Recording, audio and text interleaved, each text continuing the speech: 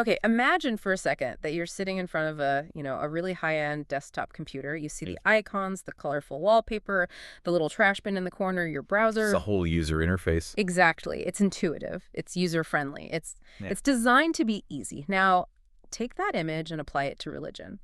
When most people, especially in the West, look at Hinduism, that's exactly what they see. They see the UI. Yes, they see the user interface, they see the elephant-headed gods, the colorful festivals, the incense, the mythology, the yoga pants. And it is a beautiful interface, I mean, certainly.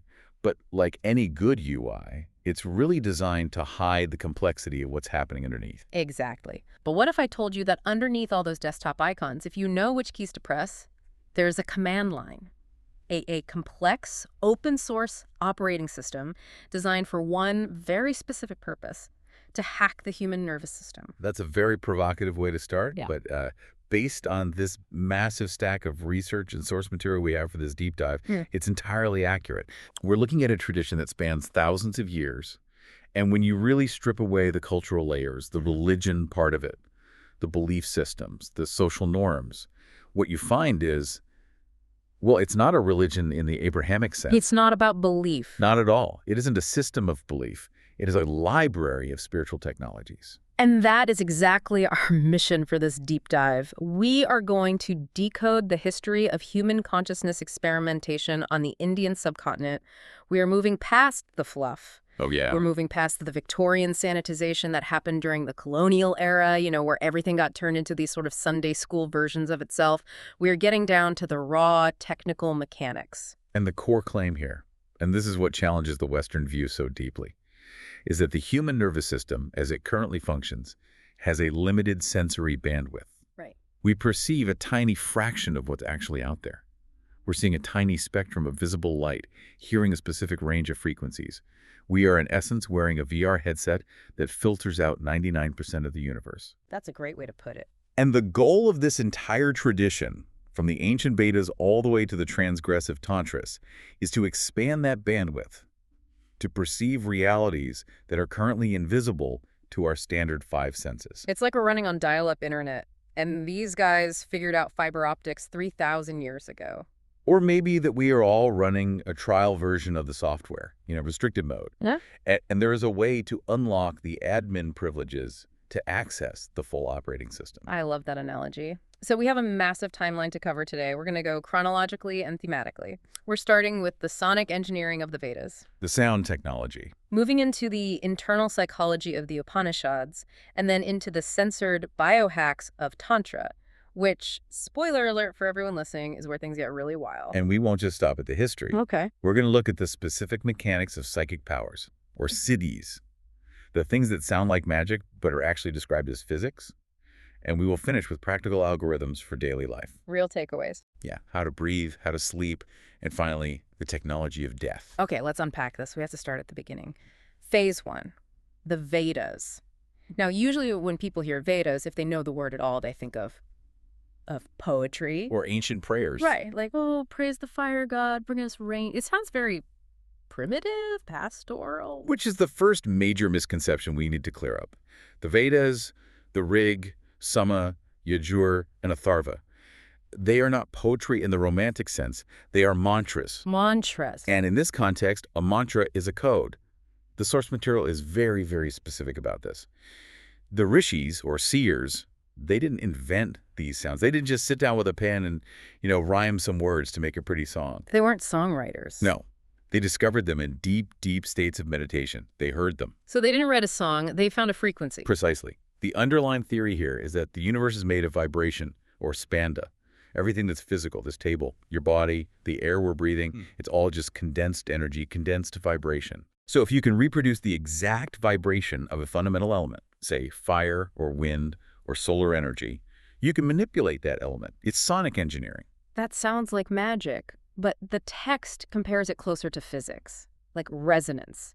If a singer hits the exact right note, a wine glass shatters. Exactly. It's not magic. It's matching the resonant frequency. So it is physics, just a very different kind of physics. The physics of consciousness, you could say. Yeah. And it requires extreme phonetic precision. We aren't talking about singing a tune around a campfire here. The placement of the tongue, the duration of the breath, the pitch, the intonation, every single part has to be perfect. What happens if it isn't? If you get it wrong, it's not just a bad performance. It's like typing a typo into a URL. You don't get the website. You get a 404 error. You get a 404 error. Or worse, you might crash the browser.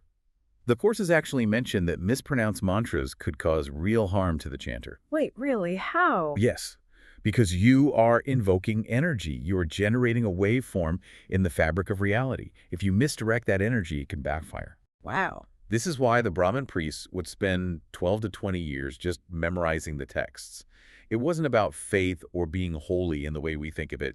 It was about technical fidelity. They were preserving the code. They were essentially living hard drives.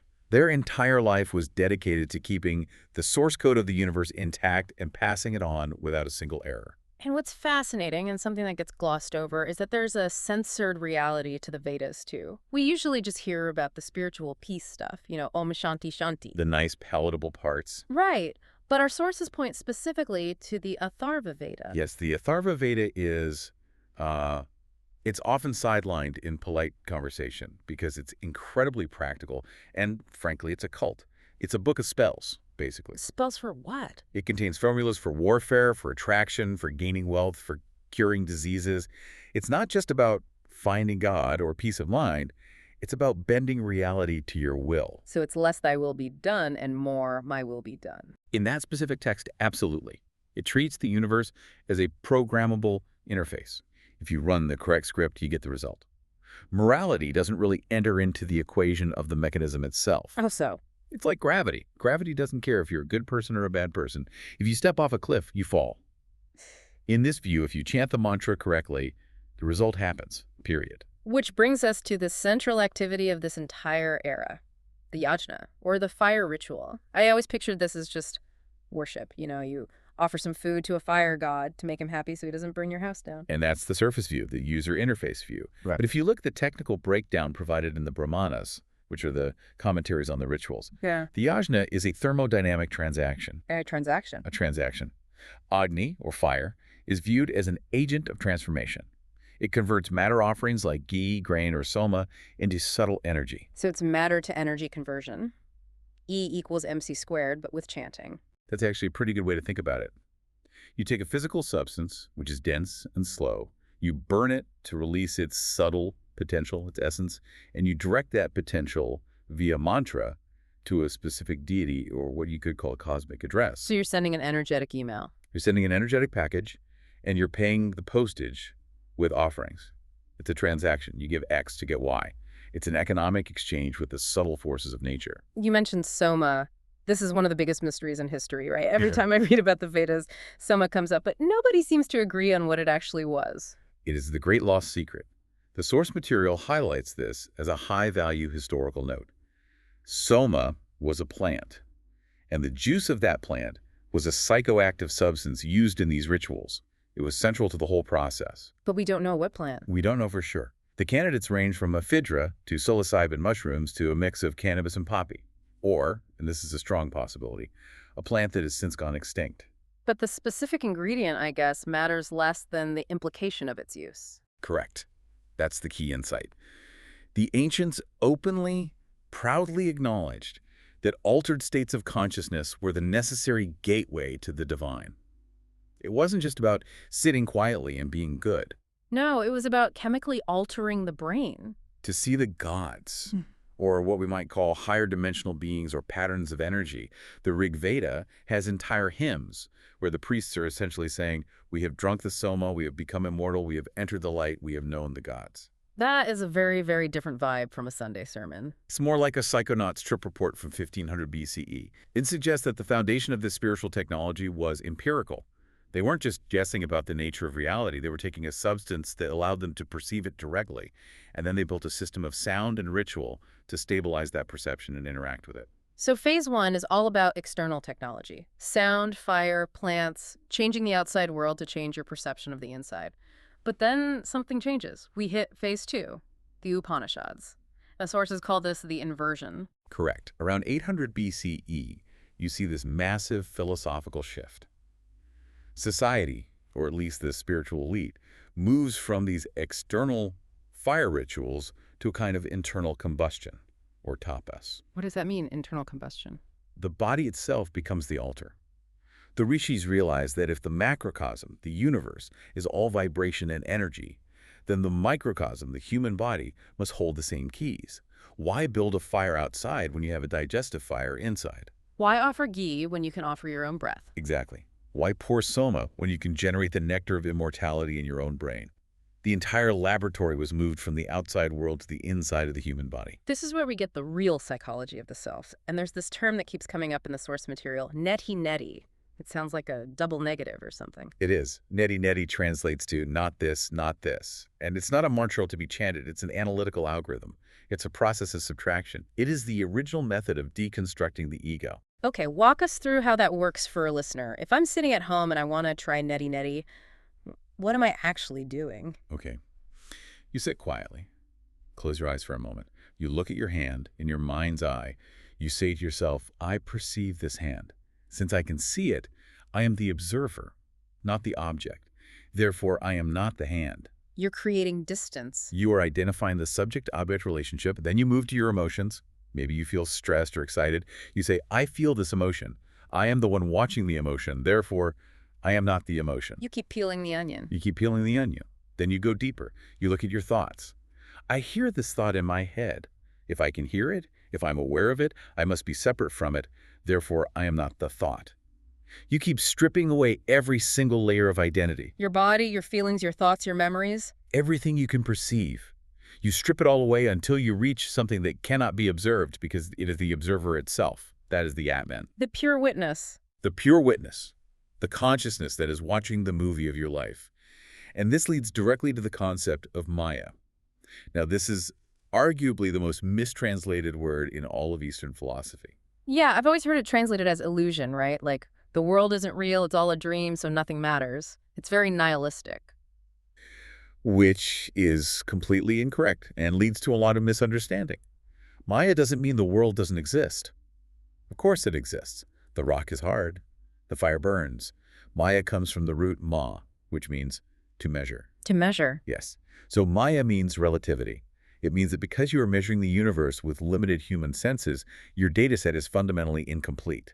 You are seeing a relative reality, not the absolute reality. So it's like trying to understand the internet by looking at a single pixel on a screen. The pixel is real, but if you think that single pixel is the whole picture, you're deluded. That's a perfect analogy. The world is real, but your perception of it is a simulation created by your sensory limitations. That simulation is Maya.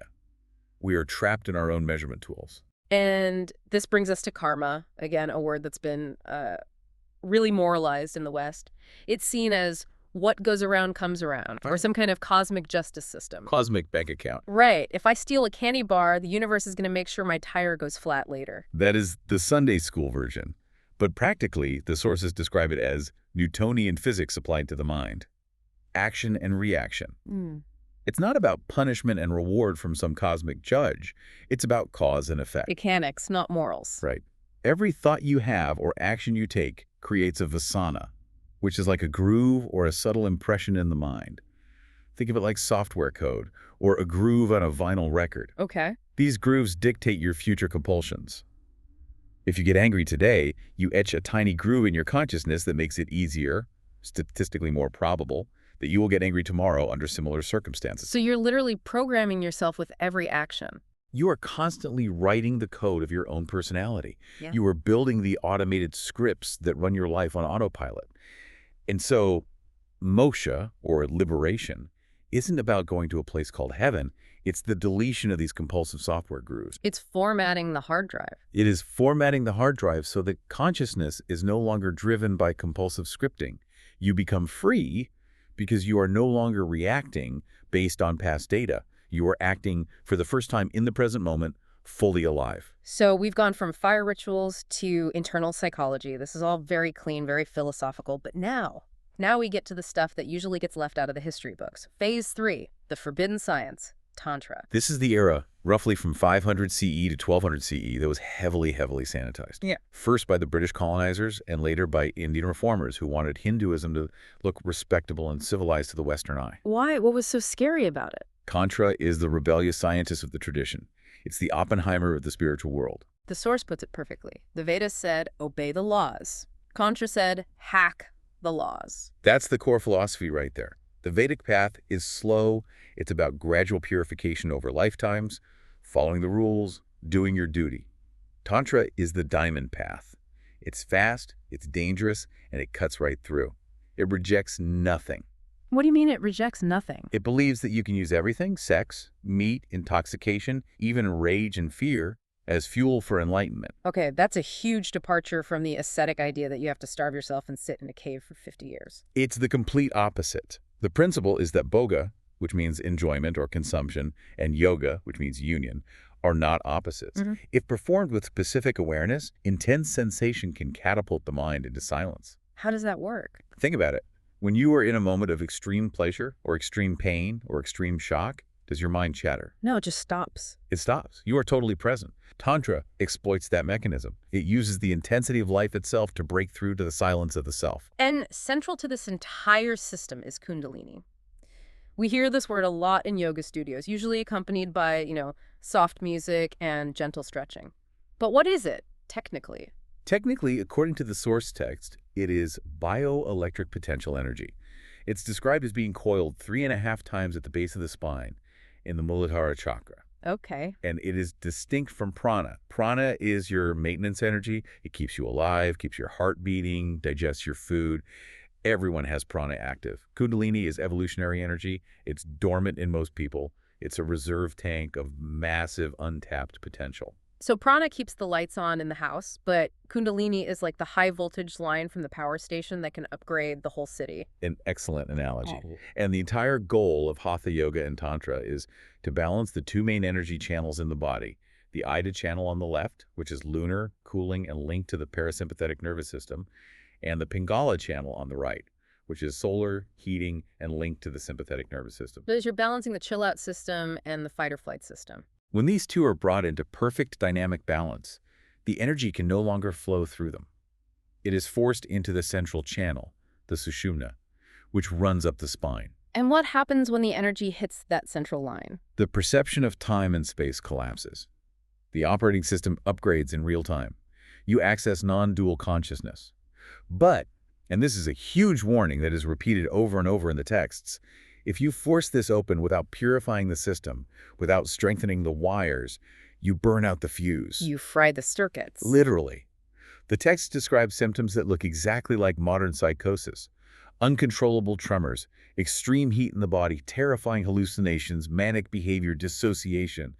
The nervous system simply cannot handle the voltage. Which is why a guru was considered essential. You needed an experienced electrician to oversee the upgrade and make sure you didn't burn the house down. Now, part of this hacking involved the Panchmakara, or the 5 Ms. These were the shock tactics used by the left-hand path of Tantra. And this is where the Victorian British really lost their minds. Oh, absolutely. Because it deliberately broke every single social and religious taboo of the time. You have Maliya, wine, mamsa meat, matsya fish, mudra, grain or parched rice, and the most famous one, maisuna, sexual union. And these weren't just for partying. They weren't, just having a barbecue and getting drunk. No, that's the profane misunderstanding. You have to understand the context. The Orthodox Brahmins were strict vegetarians and teetotalers. Eating meat or drinking alcohol was considered a sin that lowered your vibration. So the tantrics did it on purpose. They did it ritually, to break the conditioning and the fear of sin. The goal was to remain absolutely alert and aware amidst intoxication, to detach the observer from the stimulus. Can you drink the wine but remain the sober witness? Can you engage in the taboo without losing your center? It was a test of consciousness. And the sex, maithuna, that's the one that gets all the attention. Of course. And it's the most profoundly misunderstood aspect. It is not about the pursuit of orgasm or pleasure in the conventional sense. It is a technology of sexual transmutation. The secret, according to the texts, is the retention of bindu, the sexual energy, or in the male, the semen. So it's not about release at all. It is about containment and redirection. The friction and energy of the sexual act creates a massive bioelectric charge. But the conscious refusal to release that energy builds an incredible voltage in the lower body. That voltage then forces the kundalini upward into the sushumna channel. So you're using the biological drive for reproduction The strongest drive we have. and hijacking it for spiritual evolution. You're basically turning the body into a biological nuclear reactor. It's incredibly powerful and incredibly dangerous. A reactor that requires extreme precision and control to operate safely. If you fail, you just fall back into animalistic indulgence. But if you succeed... You transcend the human condition. Okay, so if you successfully run this reactor, what happens? What's the output? The source material says you get superpowers, or, as the tradition calls them, CDs. Phase 4, the user manual for superpowers. Our primary source here is Patanjali's Yoga Sutras, specifically Chapter 3, the Vibhuti-pada. And you're right, modern yoga studios usually skip this chapter because it sounds impossible or just woo. They stick to the stretching and the breathing. Which is fine, but it's only the first few steps of the system. Patanjali is very systematic about the siddhis. It's not presented as magic. It's cause and effect. And it all relies on a mechanism called samyama. Samyama, what is that? It's not a single thing. It's a cognitive process. It is the combined, simultaneous application of three things. Dharana, which is laser-like focus on a single object. Dhyana, which is the continuous, unbroken flow of attention towards that object. And samadhi, which is total absorption, where the sense of an observer disappears and only the object remains. So it's focus plus flow plus a total fusion of subject and object. Exactly. When you can apply samyama to any aspect of reality, you essentially unlock its source code. You merge with it so completely that you can understand and manipulate it from the inside out. It's like hacking a specific file in the operating system of the universe. Let's get into the specifics. The how-tos mentioned in the source are just mind-blowing. Let's start with knowledge of the past and future. How does Patanjali say that works? The logic is that time is not a continuous flow, but a sequence of discrete moments, like frames in a film. Usually we are swept along in the river of time from one frame to the next. Right, we're stuck in the present frame. But by focusing intensely, by applying samyama on the transition point between two moments, you can step out of the linear flow. You begin to see time spatially, like a landscape you can look across, rather than a river you're being carried by. You can look left to the past and right to the future. That just completely breaks my brain. What about invisibility, Antardana? This one is fascinating because it sounds less like magic and more like something from modern physics. It's described as suspending the link between the body's reflected light and the observer's eye. You're manipulating the tanmatras, or the subtle elements of perception. So you don't physically disappear? No, your body is still there. You are essentially jamming the photon reception. You are withdrawing the perceptibility signal that your energy body constantly emits. So you are there, but the observer's brain simply cannot process or register your presence. It's cognitive cloaking, like somebody else's problem field from The Hitchhiker's Guide to the Galaxy. That is a fantastic analogy for it. The brain just edits you out because it receives no signal to acknowledge you. Then there's levitation, Loggyman. This involves mastering the Udana current. The body is said to have 5 main air currents, or vayus, that govern different functions. Udana governs upward motion and is located in the throat region. By mastering this current and directing all your bioenergy into it, you can alter the body's relationship with gravity and mass. You become, as the text says, as light as cotton fluff. And the most sci-fi one of all, entering another person's body. This relies on the core understanding that consciousness is only localized to your body by habit and attachment. It's a pattern. If you can loosen the attachment to your own nervous system, and if you know the frequency or the chitta, the mind stuff of another body, you can project your consciousness into it. There's a famous historical account of this, right? With the philosopher Adi Shankara. Yes, it's a very famous story. The legend goes that he was challenged to a debate on the subject of erotics, a topic he knew nothing about as a celibate monk. So, to learn the subject without breaking his vows in his own body, he found the body of a king who had just died. Okay. He put his own body into a state of suspended animation in a cave, guarded by his disciples, and projected his consciousness into the body of the dead king, reviving it. He then lived as the king for a month to learn the subject matter From the king's wife. from the king's wives, and then he returned to his own body to win the debate. That is just wild. But there's a catch. Patanjali puts a huge warning label on all of this, doesn't he? A massive warning label. He explicitly calls these powers golden handcuffs. They are beautiful, they are powerful, but they are traps. They are obstacles to true enlightenment. Now why? Because if you get addicted to being a spiritual wizard, to being invisible or flying or reading minds, you strengthen the ego. You become a super ego. And since the ultimate goal of yoga is to dissolve the ego entirely, these powers can actually prevent your final liberation. You get stuck. So don't get distracted by the shiny toys. Okay, moving on to phase 5. We've talked a lot about the software, the mind, consciousness, but the tradition also has some extreme hacks for the hardware, the body itself. This is where we get into the forbidden mudras, and I must warn the listener, this gets very visceral. This is not gentle stretching. In this part of the tradition, the body is treated purely as a machine to be manipulated, cut, and rewired for higher performance. Let's start with the big one, Kachari Mudra. The king of mudras. The goal here is to trigger the release of amrita, a nectar-like fluid from the brain, which is said to induce states of suspended animation and conquer hunger, thirst, and even death. And the technique is intense. The technique is shocking to a modern sensibility.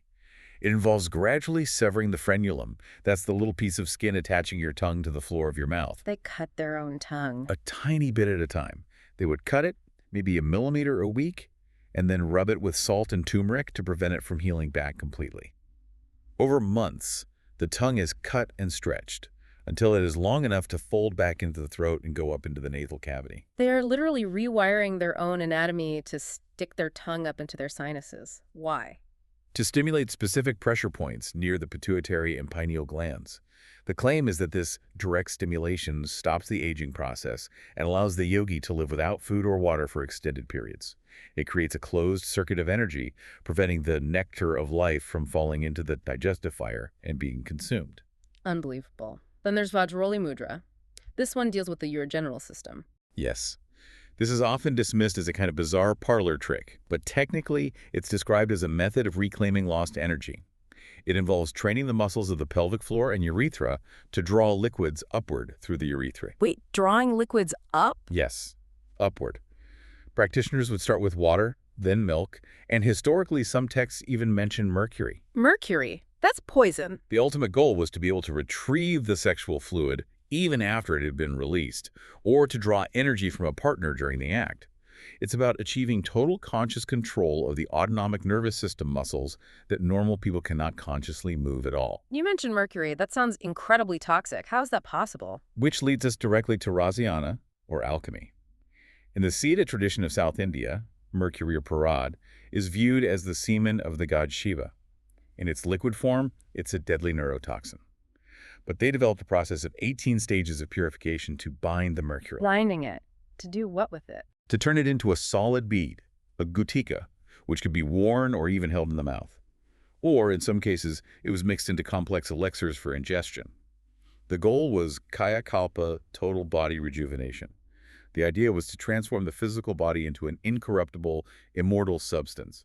They weren't trying to escape the body, they were trying to immortalize it, to make the hardware last forever. Speaking of rejuvenation, the source also mentions darkness retreats. This is something that seems to be gaining popularity again today. It is, for good reason. This is a very old practice where a yogi remains in total, absolute darkness for 21 to 40 days. What does that do to you? The science, or at least the proposed science behind it, is that in the total absence of external light, the pineal gland shifts its chemistry. After about 3 days, melatonin production maxes out. Then the brain starts producing a compound called pinealine, and eventually begins to synthesize its own 5-MeO-DMT and DMT-like compounds. So the brain starts tripping on itself. Your own brain becomes a chemical factory for psychedelic compounds. It reboots the nervous system and creates a hallucinogenic, high-resolution experience of the subconscious mind. It allows you to see the light inside because the light outside is finally gone. Okay, so we've hacked the mind, we've hacked the body. Now let's look at the environment. Phase 6. Energetic engineering, we're talking about deities, sound, and space. In what you might call high Hinduism, in Vedanta and Tantra, the gods are not people. They aren't big guys in the sky with beards judging you. They are energy constructs. They are yantras, geometric forms of conscious energy. So when you go to a temple in India and see a statue, it's not just a symbolic statue. Not if it's been properly consecrated. The process of prana pratishtha, or consecration, turns the idol into a battery. Through specific geometry, materials, and mantras, a specific frequency of energy is locked into the stone or metal. A consecrated temple is an energy vortex. So it's designed to have a physical effect on you. Exactly. It's designed to impact your chakras just by being in its presence. You don't have to believe in the battery for it to shock you. You just have to get close enough. And they use specific sounds to hack reality. These are the bija sounds, the seed sounds, right? Correct. Bija means seed. These are single-syllable sounds that have no semantic meaning. They don't mean anything in a dictionary sense. They're purely vibrational tools. They're the sonic keys to different cosmic forces. Can you give the listeners some examples? Sure. A very common one is the sound shreem. This is associated with the goddess Lakshmi. It is considered the frequency of magnetic attraction and abundance. Chanting it is said to create a pull force in your aura. Like turning on a magnet for resources. Precisely. Then there is kleem. This is the attractor frequency for relationships and desire. It acts on the electromagnetic field of the body to make it more charismatic or, for lack of a better word, sticky. It draws people and experiences to you. And what about something more aggressive, like hum? HEM is for wrath and protection. It's a sonic weapon. If you feel stagnant, blocked, or under some kind of psychic attack, this sound is used to shatter that negativity. It's a cutting, fiery sound that breaks through inertia. We also have the Mahavidyas, the 10 great wisdom goddesses. The source material presents these not just as random goddesses, but as a strategic toolkit. Exactly. You don't use a hammer to tighten a screw. You choose the deity based on the specific result you need. If you want to stop the mind's endless chatter instantly, you might invoke Chinnamasta, the goddess who is depicted holding her own severed head. That's a metal image. It's incredibly graphic, but the symbolism is precise. It represents the withdrawal of the senses from the mind. She has cut off the chattering mind to drink the blood of pure, direct consciousness. Or, take Bhagalamuki. She is the paralyzer. The paralyzer. Her energy is meant to paralyze the intellect or speech of an enemy. Historically, this mantra was used by kings before going to war, or by people involved in court cases or difficult debates. And we can't talk about energetic engineering without mentioning space. The architecture itself, Vastu Shastra. This is the ancestor of Feng Shui, but it's based primarily on magnetic alignment and solar radiation. For example, a core principle is that the center of any building, the Brahmastan, must be empty. Why? Because that is where the cosmic energy, the prana, enters and distributes itself throughout the space. If you put a heavy pillar, a wall, or a bathroom there, you crush the energetic lungs of the house. The space can't breathe. And the directions matter as well. Crucially, the northeast is the entry point for positive cosmic energy, so you should keep it light, clean, and open. That's where you'd have your meditation room or entrance. The southwest is the anchor point. It should have the heaviest things, like your master bedroom or heavy storage, to stabilize the energy of the whole building. So if you sleep in the northeast, what happens? You'll likely have disturbed, restless sleep because the energy is too high, too active. It's like trying to sleep next to a speaker at a concert. Okay, this is all fascinatingly high level, but our user profile for this show asks for practical stuff. So phase 7 is practical algorithms for daily life. And the coolest one here has to be Swara Yoga. This is the algorithm of the breath, and it's something anyone can verify for themselves right now. Most people don't realize this, but your nostrils switch dominance roughly every 90 minutes to 2 hours. You are very rarely breathing through both equally. And this correlates to the brain hemispheres being dominant. Yes, it's a physiological fact. When the left nostril, the Ida channel, is flowing freely, the right hemisphere of the brain is dominant. This is the cooling, feminine, creative, intuitive channel. So what should I be doing when my left nostril is open? That's the best time to drink water, listen to music, brainstorm ideas, learn something new, or connect with people emotionally. But the texts are very clear. Do not eat and do not get into a fight. Why not? Your digestive fire is weak, so you'll get indigestion. And your logical, aggressive energy is low, so you will almost certainly lose the argument. And when the right nostril, the Pingala channel, is active? The left brain is online. This is the heating, solar, masculine, logical channel. This is the time for analytical work, debate, physical exercise, and eating. The digestive fire is high and can is a heavy meal. So if I'm about to go into a tough business negotiation, I want my right nostril open. Ideally, yes. And you can actually hack it. If your left is open and you need your right, just lie down on your left side for a few minutes. The pressure on the armpit will mechanically force the right nostril to open. That is a life hack if I have ever heard one. What about the brief transition period when both are open equally? That is Sushumna. It happens only for a few minutes during the switchover.